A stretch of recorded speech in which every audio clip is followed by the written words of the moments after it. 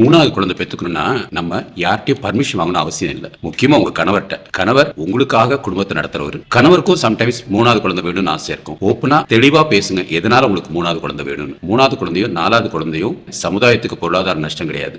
ஆனா குடும்பத்துல ஒரு சந்தோஷத்தை மேம்படுத்துறதுக்காக நீங்க மூணாவது குழந்தை பெற்றுக்க போறேங்கிறத உங்க கணவன்கிட்ட சொல்றதுல தைரியமா இருங்க. ஏன்னா மூணாவது குழந்தை பெற்றுக்கும் போது கணவனோட அப்பாவோட குடும்பத்துல இருக்க பங்கு அதிகமாகும். அந்த பாசம் 3 குழந்தை இருக்கிறவங்க குடும்பத்தை நீங்க பாத்தீங்கனாலே ஆட்டோமேட்டிக்கா தெரியும். முதல் குழந்தை பிறக்கும் போது ஆட்டோமேட்டிக்கா ஒரு அம்மா அப்பாவுக்கு ஒரு சந்தோஷம் இருக்கும். ரெண்டாவது குழந்தைக்கு அம்மாக்கு இருக்கிற சந்தோஷம் அப்பாவுக்கு இருக்குமோ என்னமோ ஒரு சந்தேகம் இருக்கும். ஆனா மூணாவது குழந்தை பிறக்கும் போது ஹோல் ஃபேமிலியே அதை ஒரு பாசமா தான் எதிர்பார்க்கும். 5 வருஷம் 10 வருஷம் கேப் விட்டுட்டு கூட குழந்தை பிறக்கிறது தப்பு இல்லைங்க. அந்த ஒரு கேப் இருந்துச்சுன்னு வச்சுக்கோங்க, இன்னும் அக்கா அண்ணன் அப்படிங்கறது சின்ன குழந்தை விளையாடும் போது ரொம்ப நல்லா இருக்கும். மூணாவது குழந்தை பிறக்கிறதுக்கு நீங்க உங்க கணவன்கிட்ட பர்மிஷன் வாங்கணும்னு விருப்பப்படாதீங்க. ஓப்பனா தெளிவா சொல்லுங்க. உங்க முடிவு தான் முக்கியமான முடிவு.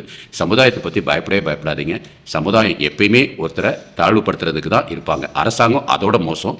சமுதாயமும் அரசாங்கத்தை பத்தி கவலையப்படாதீங்க. உங்க விருப்பம் தான். உங்க மன ஆரோக்கியம், உங்க உடல் ஆரோக்கியம்.